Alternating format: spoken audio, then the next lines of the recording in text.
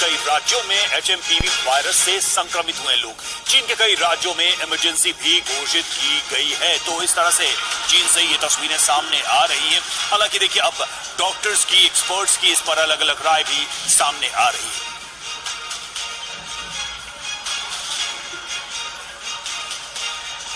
और देखिए, आप चीन के नए राज्यों में वायरस बहुत तेजी के साथ फैल रहा है। यूनान प्रांत के लेनखांग में 121 छात्र संक्रमित बताए जा रहे हैं। सभी छात्रों को अस्पताल में एडमिट करवाया गया है। तो ये देखिए, जो वहां से तस्वीरें सामने आ रही है चीन से, चीन के यूनान प्रांत की आपको बता दें, जहां की तस्वीर आई है, यहां पर 121 छात्र संक्रमित हैं। सभी छात्र अस्पताल में एडमिट करवाए गए। तो एक बड़ा खौफ भी है जो चीन में नजर आ रहा है इस वायरस को लेकर। और कोरोना से खतरनाक वायरस, ये बात क्यों कही जा रही है, इसका क्या आधार है, जरा कुछ उसको भी देख लेते हैं, कुछ तथ्यों को। चीन में कहां कहां ये वायरस फैला है। सबसे पहले वो प्लेसेस, वो जगह, बीजिंग में फैला है और तियानजिन में ये वायरस फैला है, साथ ही शंघाई में है और जेजियांग प्रांत में भी इस वायरस का असर देखा जा रहा है। हेबेई में वायरस का असर देखा गया है और ग्वांगझू प्रांत में भी इस वायरस का असर देखा जा रहा है।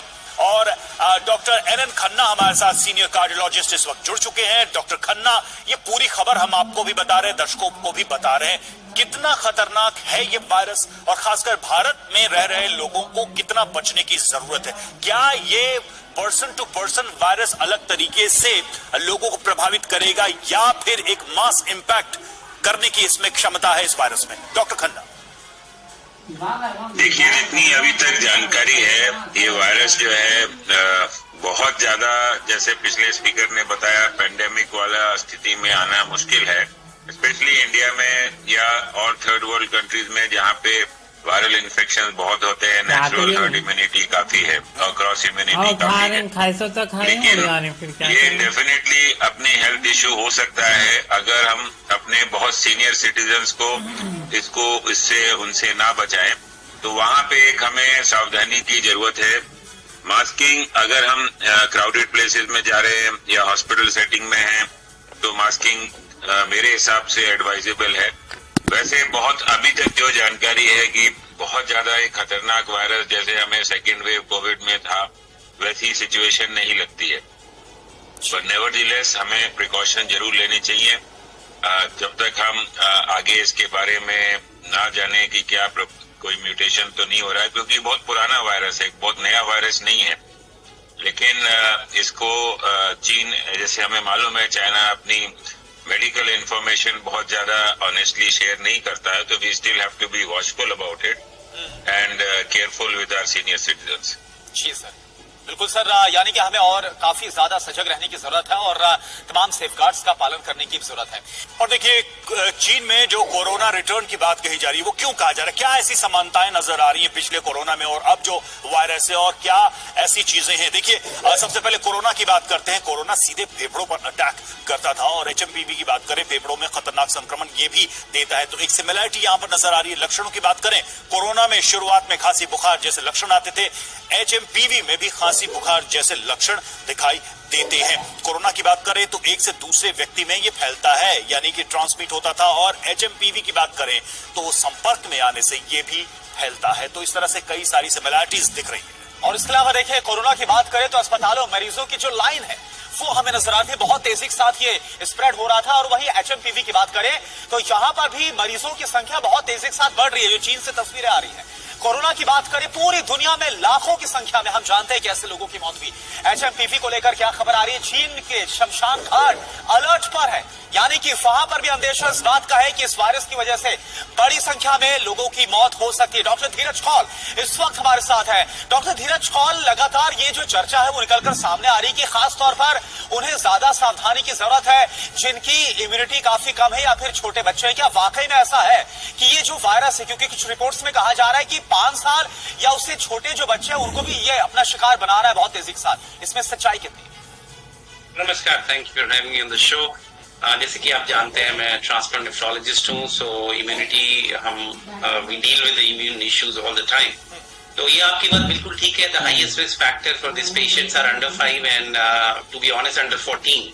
14 साल से कम के बच्चों के लिए हाईएस्ट रिस्क है. Immunocompromised, ESRD, CKD, diabetes patients के लिए भी इसकी प्रोग्रेशन ज्यादा होती है. इंक्यूबेशन पीरियड तकरीबन 3 से 5 दिन है.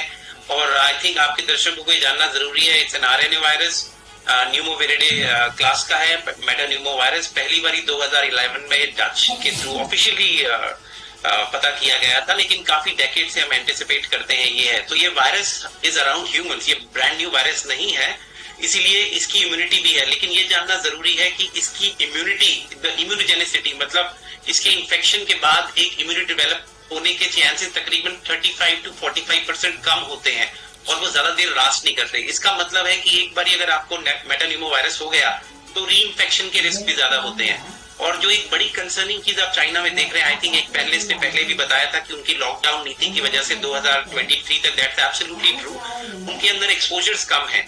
और अभी जो इशू चल रहा है चाइना के अंदर, बिकॉज मैं डाटा में हूं, और अगर आप मॉडलिंग देखें तो तकरीबन 30% प्लस सबसे ज्यादा इस टाइम रेस्पिरेटरी इन्फेक्शन के टाइम चल रहा है ग्लोबली. अगर अमेरिका में भी देखें, यहाँ पर भी अप ट्रेंड है. और चाइना में तकरीबन 33-32% इन्फ्लुएंजा इज द नंबर 1 जो इस टाइम चल रहा है. साथ में कोविड भी चल रहा है, और ये RSV भी चल रहा है, और मेटान्यूमो वायरस भी चल रहा है. तो इन्फेक्शंस जिन लोगों के अंदर हो रहे हैं उनके अंदर आउटकम ज्यादा वर्स है, जिसके अंदर इन्फ्लुएंजा के साथ साथ मेटान्यूमो या मेटान्यूमो के साथ साथ कोविड या ट्रिपल, उनके अंदर ज्यादा रिस्क है. इसीलिए आप देख रहे हैं हॉस्पिटलाइजेशंस भी हो रहे हैं. ये एब्सोल्युटली ट्रू है कि मेटान्यूमो वायरस का आउटब्रेक इस टाइम कहीं ज्यादा मात्रा में चाइना में है. सोशल मीडिया का एक बहुत बड़ा हाइप है जो क्रिएट हो रहा है, खासतौर पे अगर आप देखें नॉन चाइना मीडिया के अंदर बढ़ रहा है. लेकिन ये कंसर्निंग है, जैसे कि WHO के लीडरशिप ने भी बोला, human to human transmission same way, droplets, precautions, वही सारे आपको प्रिकॉशंस करने हैं. लेकिन बच्चे इम्यूनो कॉम्प्रोमाइज्ड और एल्डरली अबव 65, क्योंकि हम उनके साथ डील करते हैं इन पेशेंट के साथ, और ट्रांसप्लांट के पेशेंट जो इम्यूनो कॉम्प्रोमाइज्ड या स्टेरॉइड्स में, उनके लिए ये कंसर्निंग है. और अगर कोई भी पेशेंट जो कि वायरस, किसी भी और वायरस से ग्रसित है, उसकी इम्यूनिटी वैसे ही गिर जाती है, तो उसके लिए भी रिस्क बढ़ता है.